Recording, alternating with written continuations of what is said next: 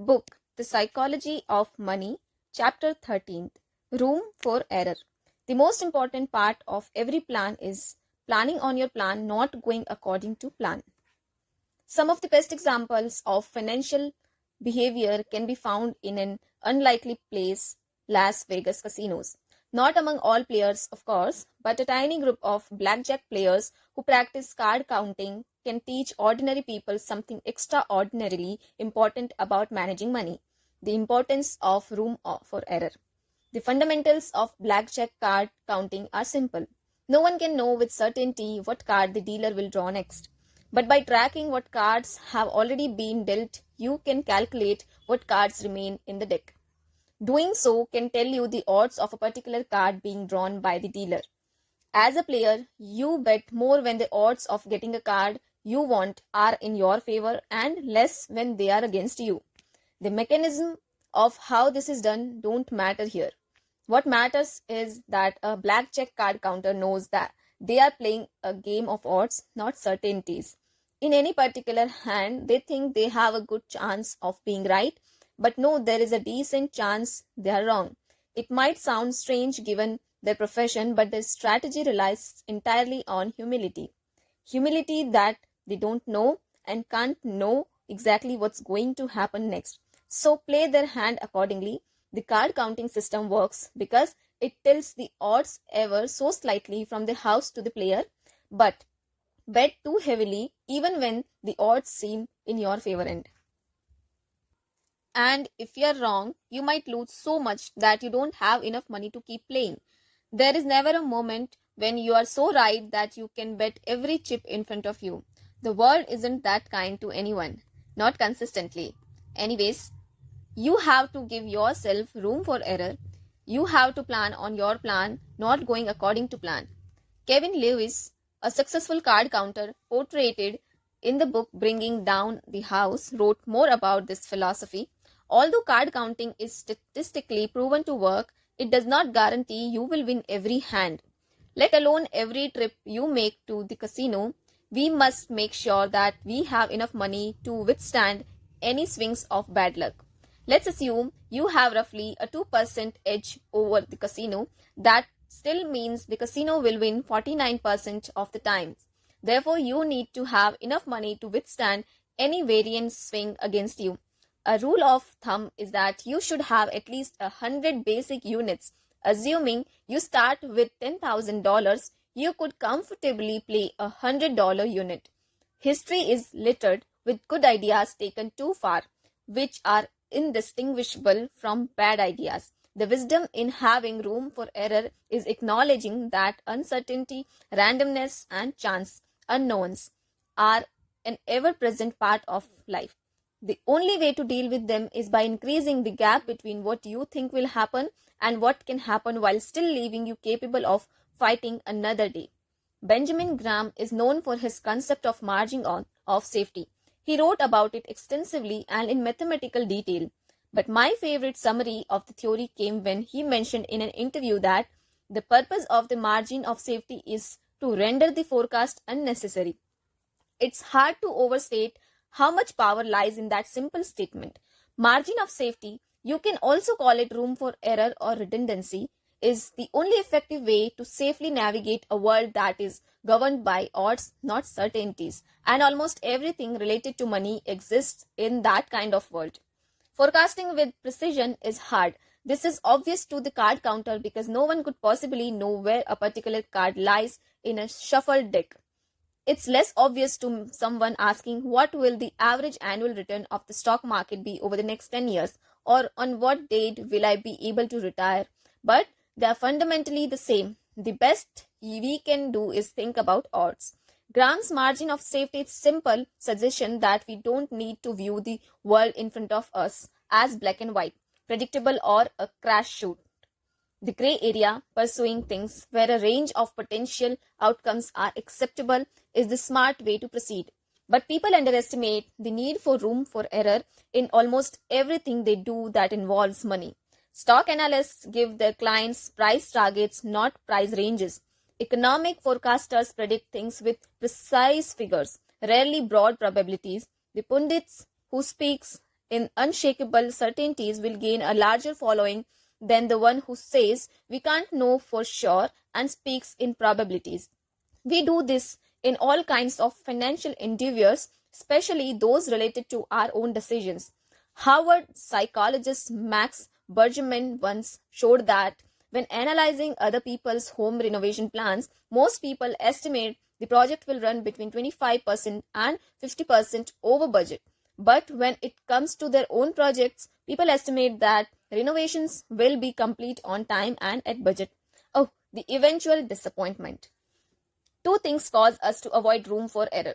One is the idea that somebody must know what the future holds, driven by the uncomfortable feelings that comes from admitting the opposite. The second is that you are therefore doing yourself harm by not taking actions that fully exploit an accurate view of that future coming true. But room for error is underappreciated and misunderstood. It's often viewed as a conservative hedge used by those who don't want to take much risk or are not confident in their views. But when used appropriately, it's quite the opposite. Room for error lets you endure a range of potential outcomes, and endurance lets you stick around long enough to let the odds of benefiting from a low probability outcome fall in your favor. The biggest gains occur infrequently, either because they don't happen often or because they take time to compound. So the person with enough room for error in part of their strategy to let them endure hardship in another has an edge over the person who gets wiped out, game over, insert more tokens when they are wrong. Bill Gates understood this well when Microsoft was a young company. He said he came up with his incredibly conservative approach that I wanted to have enough money in the bank to pay a year's worth of payroll even if we didn't get any payments coming in. Warren Buffett expressed a similar idea when he told Berkshire Hathaway's shareholders in 2008, I have pledged you, the rating agencies and myself to always run Berkshire with more than ample cash. When forced to choose, I will not trade even a night's sleep for the chance of extra profits. There are a few specific places for investors to think about room for error. One is volatility. Can you survive your assets declining by 30%? On a spreadsheet, maybe yes, in terms of actually paying your bills and staying cash flow positive. But what about mentally? It is easy to underestimate what a 30% decline does to your psyche. Your confidence may become shot at the very moment opportunity is at its highest. You or your spouse may decide it's time for a new plan or new career. I know several investors who quit after losses because they were exhausted, physically exhausted. Spreadsheets are good at telling you when the numbers do or do not add up. They are not good at modeling how you will feel when you tuck your kids in at night wondering if the investment decisions you have made were a mistake that will hurt their future. Having a gap between what you can technically endure versus what's emotionally possible is an overlooked version of room for error. Another is saving for retirement. We can look at history and see, for example, that the US stock market has returned an annual average of 6.8% after inflation since the 1870s. It's a reasonable first approximation to use that as an estimate of what to expect on your own diversified portfolio when saving for retirement. You can use those return assumptions to back into the amount of money you will need to save each month to achieve your target nest egg. But what if future returns are lower? Or what if long-term history is a good estimate of the long-term future, but your target retirement date ends up falling in the middle of a brutal bear market like 2009? What if a future bear market scares you out of stocks and you end up missing a future bull market? So the returns you actually earn are less than the market average.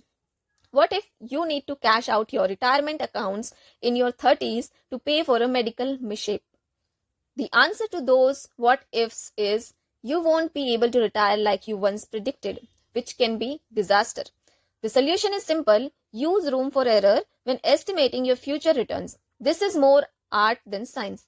For my own investments, which I will describe more in chapter 20th, I assume the future returns I will earn in my lifetime will be 1/3 lower than the historic average. So I save more than I would if I assume the future will resemble the past.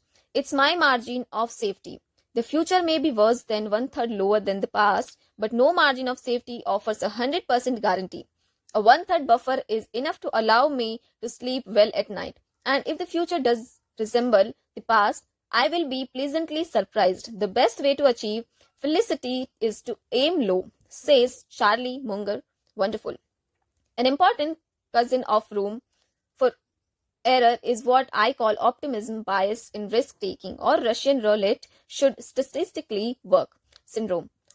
An attachment to favorable odds when the downside is unacceptable in any circumstances. Nassim Taleb says you can be risk loving and yet completely averse to ruin, and indeed you should. The idea is that you have to take risk to get ahead, but no risk that can wipe you out is ever worth taking. The odds are in your favor when playing Russian roulette, but the downside is not worth the potential upside. There is no margin of safety that can compensate for the risk. Same with money. The odds of many lucrative things are in your favor. Real estate prices go up most years, and during most years you will get a paycheck every other week. But if something has 95% odds of being right, and the 5% odds of being wrong, means you will almost certainly experience the downside at some point in your life. And if the cost of the downside is ruin, the upside, the other 95% of the time, likely isn't worth the risk, no matter how appealing it looks. Leverage is the devil here. Leverage, taking on debt to make your money go further, pushes routine risks into something capable of producing ruin. The danger is that rational optimism most of the times masks the odds of ruin some of the times. The result is we systematically underestimate risk. Housing prices fell 30% last decade. A few companies defaulted on their debt. That's capitalism. It happens, but those with high leverage had a double wipeout. Not only were they left broke, but being wiped out erased every opportunity to get back in the game at the very moment opportunity was ripe. A homeowner wiped out in 2009 had no chance of taking advantage of cheap mortgage rate in 2010. Lehman Brothers had no chance of investing in cheap debt in 2009. They were done. To get around this, I think of my own money as barbelled. I take risks with one portion and am terrified with the other. This is not inconsistent, but the psychology of money would lead you to believe that it is. I just want to ensure I can remain standing long enough for my risks to pay off. You have to survive to succeed. To repeat a point we have made a few times in this book, the ability to do what you want, when you want, for as long as you want, has the infinite ROI. Room for error does more than just widen the target around what you think might happen. It also helps protect you from things you would never imagine, which can be the most troublesome events we face. The Battle of Stalingrad during World War II was the largest battle in history. With it came equally staggering stories of people how dealt with risk. One came in late 1942 when a German tank unit sat in reserve on grasslands outside the city. When tanks were desperately needed on the front lines, something happened that surprised everyone. Almost none of them worked. Out of 104 tanks in the unit, fewer than 20 were operable. Engineers quickly found the issue. Historian William Craig writes, during the weeks of inactivity behind the front lines, field mice had nested inside the vehicles and eaten away insulation covering the electrical systems. The Germans had the most sophisticated equipment in the world, yet they were defeated by mice. You can imagine their disbelief. This almost certainly never crossed their minds. What kind of tank designer think about mouse protection? Not a reasonable one, and not one who studied tank history. But these kinds of things happen all times. You can plan for every risk except the things that you are too crazy to cross your mind. And those crazy things can do the most harm because they happen more often than you think, and you have no plan for how to deal with them. In 2006, Warren Buffett announced a search for his eventual replacement. He said he needed someone genetically programmed to recognize and avoid serious risks, including those never before encountered. I have seen this skill at work with startups my firm, Collaborative Fund, has backed. Ask a founder to list the biggest risks they face, and the usual suspects are mentioned. But beyond the predictable struggles of running a startup, here are a few issues we have dealt with among our portfolio companies. Water pipes broke, flooding and ruining a company's office. A company's office was broken into 3 times. A company was kicked out of its manufacturing plant. A store was shut down after a customer called the health department because she didn't like that another customer brought a dog inside. A CEO's email was spoofed in the middle of a fundraise that required all of his attention. A founder had a mental breakdown. Several of these events were existential to company's future, but none were foreseeable because none had previously happened to the CEOs dealing with these problems or anyone else they knew for that matter. It was uncharted territory. Avoiding these kinds of unknown risks is almost by definition impossible. You can't prepare for what you can't envision. If there is one way to guard against their damage, it's avoiding single points of failure. A good rule of thumb for a lot of things in life is that everything that can break will eventually break. So, if many things rely on one thing working and that thing breaks, you are counting the days to catastrophe. That's a single point of failure. Some people are remarkably good at avoiding single points of failure. Most critical systems on airplanes have backups, and the backups often have backups. Modern jets have 4 redundant electrical systems. You can fly with one engine and technically land with none, as every jet must be capable of stopping on a runway with its brakes alone without thrust reverse from its engines. Suspension bridges can similarly lose many of their cables without falling. The biggest single point of failure with money is a sole reliance on a paycheck to fund short-term spending needs, with no savings to create a gap between what you think your expenses are and what they might be in the future. The trick that often goes overlooked even by the wealthiest is what we saw in chapter 10. Realizing that you don't need a specific reason to save. It's fine to save for a car or a home or for a retirement, but it's equally important to save for things you can't possibly predict or even comprehend, the financial equivalent of field mice. Predicting what you will use your savings for assumes you live in a world where you know exactly what your future expenses will be, which no one does.